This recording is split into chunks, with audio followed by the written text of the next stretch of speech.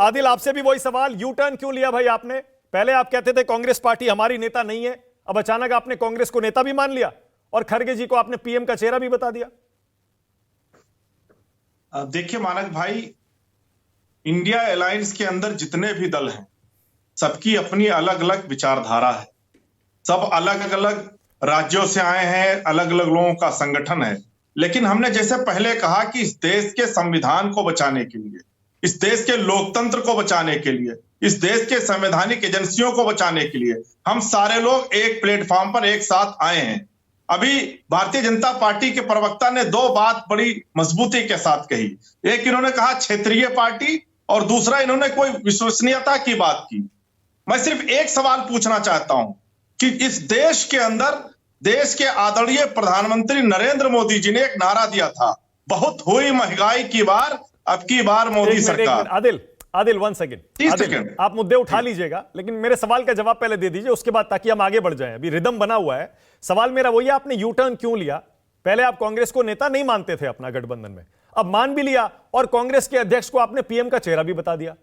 ये हृदय परिवर्तन क्यों हुआ? किसने बता दिया? क्या ये आपको किसने बता दिया कि आम आदमी पार्टी ने किसी एक पार्टी को अपना नेता नहीं माना, या ये उस पार्टी के साथ उसके कोई मतभेद है? आम आदमी पार्टी मजबूती के साथ इंडिया अलायंस के साथ खड़ी है।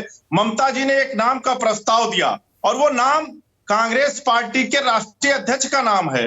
वो नाम एक ऐसे व्यक्ति का नाम है जिसका राजनीतिक एक लंबा संघर्ष रहा है, जिसका सामाजिक एक लंबा संघर्ष रहा, हम सब जानते हैं। वहां अगर इस बात को यहाँ रिपीट करूंगा तो बहुत समय लगेगा मानक भाई। और जो गठबंधन की सबसे बड़ी पार्टी है, मतलब मैं वही पूछ रहा हूं, गठबंधन की सबसे बड़ी पार्टी को नेतृत्व करना चाहिए ना गठबंधन का, और पीएम का चेहरा उसी पार्टी का होना चाहिए।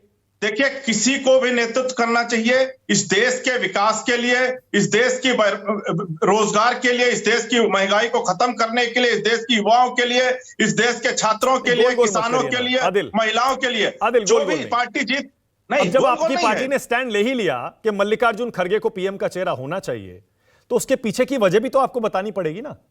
या तो आपने मान लिया कि सबसे बड़ी पार्टी कांग्रेस है विपक्ष में, इसीलिए उसी के नेता को पीएम का चेहरा होना चाहिए।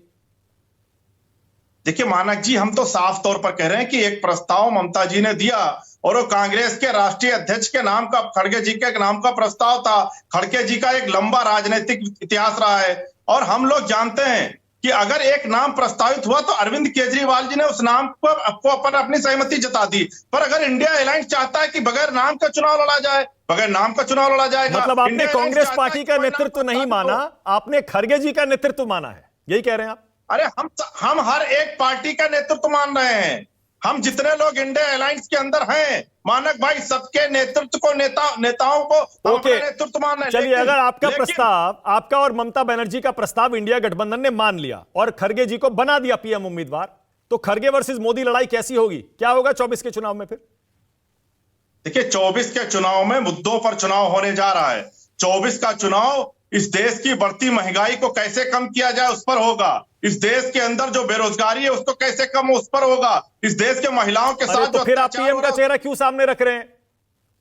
अरे पीएम का, हम कह रहे हैं कि पीएम का चेहरा रहे या पीएम का चेहरा नहीं रहे, उससे कोई बड़ा फर्क नहीं पड़ने जा रहा है। इस देश का 24 का चुनाव मुद्दों पर चुनाव होगा मानक भाई, और मुद्दा इस देश का वही रहेगा। अच्छा, मतलब यानी आपने अब स्टैंड बदल लिया है कि अगर पीएम का चेहरा न भी दें शरद पवार की तरह, जो उनका स्टैंड है, तो कोई फर्क नहीं पड़ेगा।